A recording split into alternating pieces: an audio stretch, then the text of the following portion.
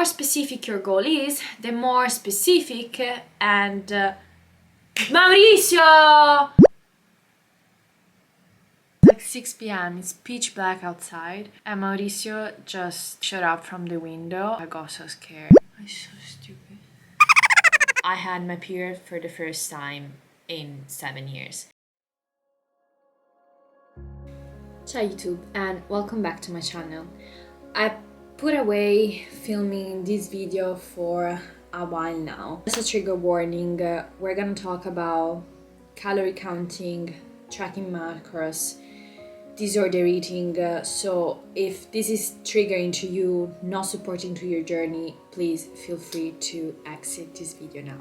I'm going to talk about my experience with undereating and in particular the consequences that it's still having on my body today. If you're suffering from an eating disorder or a person that you take care about is suffering from an eating disorder, I'm really sorry, but I'm here to say that you're not alone, and with the right support, patience, determination and consistency, you can get out of it. However, I don't want this to be a sad video. I want this to be a happy video. A happy video because I just want you to know that there is a way out. It is really easier than you think, because it just starts with loving yourself a little bit more without being so narrow-minded into such a rigid structure. One thing I should say about myself is that I'm generally a very driven, determined person. However, I'm not your classic type A personality type, because long-term I've realized that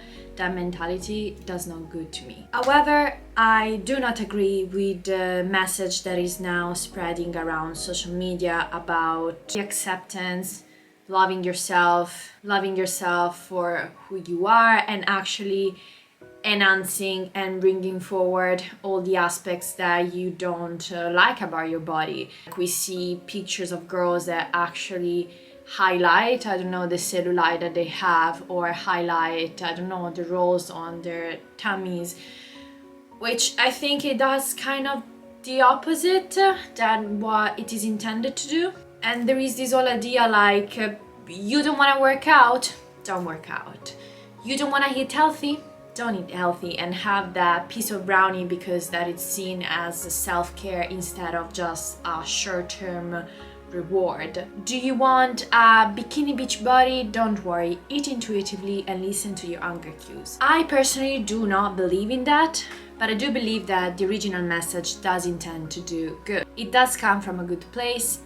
It has just been transformed and reshaped to fit someone else's message, someone else's lifestyle. If you have a goal, there are specific steps to get to the goal. You simply say, I want to move more because I want to counteract the sedentary lifestyle that my job enforced me to have, then it doesn't really matter if you decide to go for a jog, go for a run.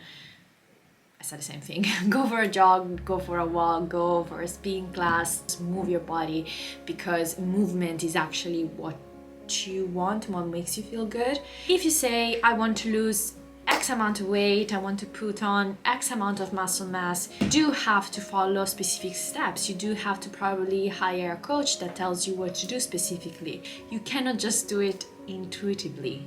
I also believe that there are different phases of life. Different diet, training, lifestyle will fit a certain phase of your life and not another. And that's exactly what I'm learning from myself at the moment. Back to the main topic of this video. Around when I was 12 years old, I started to develop some thoughts around food. 12 years old is the age where you really just stop being a child. Your super fast metabolism kind of slow down. You realize that you're holding fat in areas where you've never used to.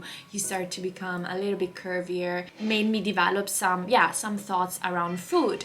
And that's when I started following the classic magazine diets, like eating only apples per day. But really, up to that point, it was mainly like, it was just a joke, like it was nothing major. I was still living my life, still enjoying the time with my family without worrying too much about food. It was not affecting my life day. And during high school, my weight has always fluctuated, not massively. I've always been up thin girl, like I was classified as a thin girl. My weight has fluctuated due to periods of eating less, periods of eating a little bit more, and a sort of things when you do when you're younger that you don't even really realize. However, things escalated pretty quickly when I moved to London when I was in between 18 and 19. That's when I lost about 8 to 10 kilos. I'm not gonna go into details of what triggered it.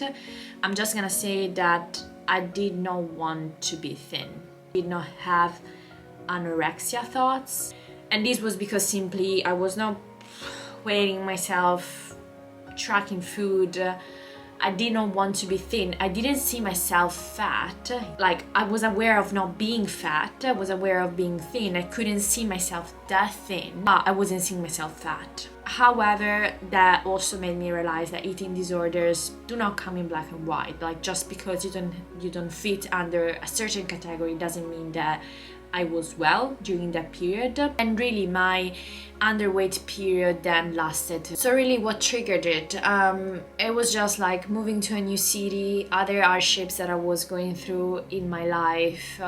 And I started to develop this thinking where if I'm not good enough, I don't deserve to eat. Unfortunately, sometimes I do still have it now. In other forms, like maybe before I had it in a way, you just got rejected from that university, you don't deserve to eat, as a way of punishing myself. This time it's more like, oh, you didn't do well in the project at work or whatever, I'm gonna punish myself not eating well. Instead of like preparing myself a nice nutritious meal like I would usually do, I would eat crap, overeat or undereat. So there are still certain thoughts and behavior that I'm still working on today. However, it's of course long story short, in that period of my life, I lost my period. My period has always like fluctuated a bit, like it's always been very dependent on how stressed I was at school. Like sometimes it was stopping for 1-2 months and then coming back, like not being very regular, okay. But really since I moved to London, stopped completely. I was actually severely underweight for about 9 months to a year, I would say, and then I started to gain weight quite slowly, yes, with up and downs. I have to say this happened thanks to the gym, because the gym gave me the confidence to eat more, nourish my body, understand and to function, to build a strong body that I'm proud of. I need to fuel it and give it some love. In general, like lifting weights did give me a lot of confidence. It really saved me, apart from the huge support that I received from my family and friends. But I had no period. It lasted for about 7 years. 7 years of hypothalamic amenorrhea. Amenorrhea is a commonly occurring medical condition where your period stops, and that's because your body is most commonly into a calorie deficit, and because it is in this deficit, it enters into survival mode, and therefore it stops all the functions that are not essential to survive, and therefore it stops you from having a baby, also because your body wouldn't be able to create a new life in that state. Why do I define it hypothalamic? So the hypothalamus is an area in your brain that plays a central role in balancing body functions, and it does it by sending signals to your body to secrete certain hormones. Therefore, when it senses that something is wrong, it will say to the reproductive systems, wait, something is wrong, stop secreting those hormones, and therefore your body will not ovulate, you will not have a period.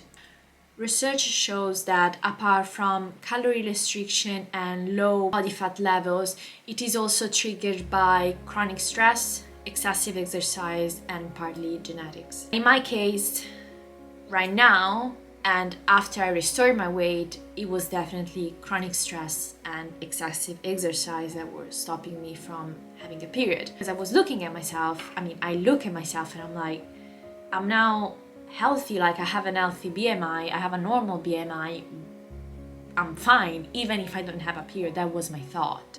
During all these years of not having a menstrual cycle, I was on the contraceptive pill, not only for contraceptive reasons, but also to supply the lack of estrogens and progesterones that I was not producing myself. And why is it important to take those hormones externally when you're not producing yourself? Is because you can incur into a lot of problems. A lack of reproductive hormones in the female body for a prolonged period of time can lead to suppression of bone production, which can lead to bone loss, osteopenia, loss of bone calcium, and increased risks of fracture, increased depression, anxiety, and finally, the absence of ovulation can lead to long-term infertility. And all these issues, when they tell them to you when you don't have a regular period, they seem so far away in the sense that, yeah, but that will never happen to me, I don't want children now, why should I worry? And that's when, until you realize that it is kind of affecting you. So I was talking in my previous video how I fell from my bike now 2 months ago.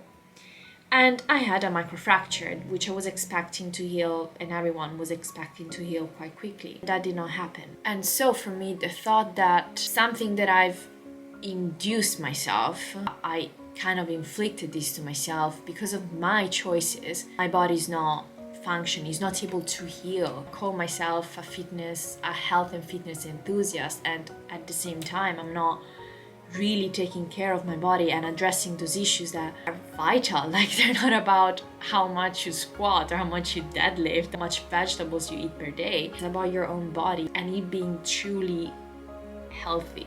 So I've never really addressed the root cause of the problem. And also because really life without a period is actually easier, right? Like, you don't have to worry about it. You can go on holiday, you can live your life, and you look at your friends that they have a period and they complain about, being in pain, not able to do stuff, and you're like, well, I don't have it. Like, yes, it's weird, but at the same time, it's okay. Like, you're still living your life.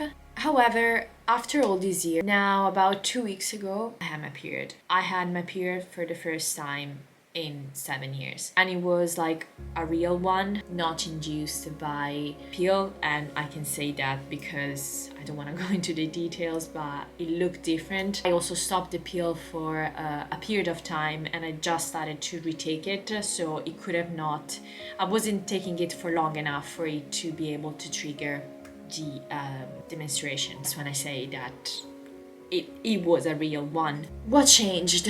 I really started to work on my chronic stress and excessive exercise issue. I started to see an osteopath because I started to have a lot of body aches, inflammation at my hip. Another problem, I basically just wanted to someone to tell me regular exercise, things that I can do to stay well and pain-free. And when you just click with someone, do have a connection. Like, he understood me straight away. He understood how to talk to me. He understood what kind of person I am. He couldn't say to me, just stop exercising, stop doing whatever you're doing. He's like, we have to find a way. Your desire to, go hard in the gym, do the hard CrossFit spin classes, but also a way to counterbalance this chaos that I am creating. And then he asked me a very important question. Why do you exercise?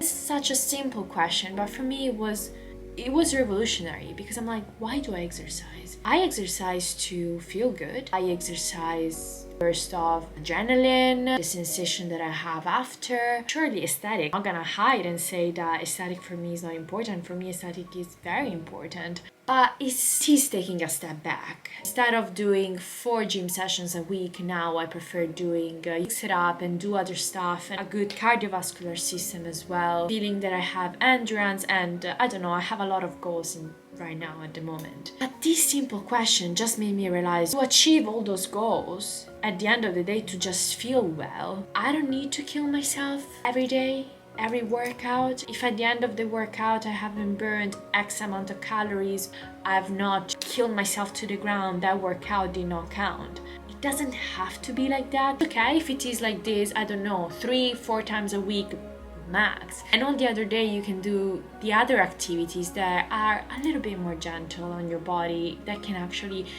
bring you satisfaction, just another kind of satisfaction. So it is not gonna be the classic 45 super hard hit class. Maybe it is gonna be a yoga flow, a handstand practice, climbing for a couple of hours. Something that can still, challenge me, but at the same way without being so taxing on my body. And those words to me resonated so much. I'm just taking a step back. So I just started to implement some changes, such as I'm now taking from 2 to 3 rest days a week, depending on the week, depending on my schedule at work, depending how tired I am. I'm starting to work out with another mentality. I'm now going to the gym to lift weights while, being a lot more conscious.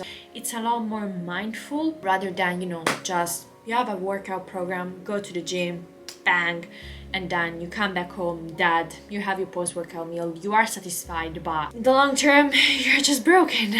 I don't know if next month I'm gonna get a period. I don't know if I'm gonna get it in the next 6 months, in the next year regularly. All I know is that my body gave me a clear signal that I am on the right path. I do want to continue on this path. And this is me actually editing the video, and I can say that I got my second period now.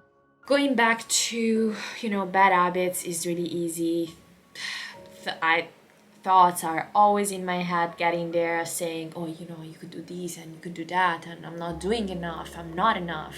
And it's a work in progress, that's all I can say. I'm sure my story is very different from someone else's. If it is not excessive exercise, I'm sure you can resonate with me on other points. It's crazy how our brain, our mind, it's all connected to our body, and a body that it is under chronic stress, constantly inflamed, it can't function well. And having a period it is the first sign of a healthy body for a female. Unfortunately, it's the first sign that our body gives us, and we're actually quite lucky to have signals that tells us how healthy we are. So if you're struggling with it, if you're struggling with amenorrhea, hypothalamic amenorrhea, please do seek the help of a professional. I know life without a period is a lot easier. You don't have to worry about wearing the dress or going on holiday, but it's also a lot less fun. Facial nails, hair loss, increased depression and anxiety, risk of bone fracture.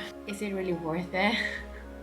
It is easy to hide and forget about it, but then consequences will come at some point. Please do seek help of your friends, of your family. If you can go to a professional straight away, if you don't feel comfortable going to a professional straight away, the solution is there, and unfortunately at the end of the day, it's only you that you have to take ownership of your life, start doing something about it. So I'm sorry if this was not the fun video, entertaining video that maybe you were expecting today. It is a big part of my life, and if I'm here claiming to do health and fitness, that this is definitely something that I should talk about, and I should make people that watch my channel aware. I hope you enjoyed the video. Thank you for being here, and I'll see you guys in the next one.